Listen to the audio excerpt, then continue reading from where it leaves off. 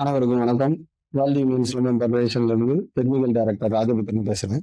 இந்த தெற்கஞ்சுவடு வடக்கஞ்சுவடுங்கிறத இப்ப இருக்க நிறைய பேருக்கு இதனால இப்படி பிரிச்சு வச்சாங்க அப்படிங்கிற ஒரு நாலேஜுக்காக நான் இந்த டீட்டெயில் சொல்றேன். நம்ம குமரி கண்டம்ங்கிறது தான் தமிழர்களோட ஒரு ஆகப்பெரும் நிலப்பரப்பா இருந்தது. கிட்டத்தட்ட 7 பிரிவுகளாகவும் ஒவ்வொரு பிரிவுலையும் 7 நாடுகளாகவும் மொத்தம் 49 நாடுகள் இருந்ததா நமக்கு செவிவழி செய்திகள் கிடைச்சிருக்கு.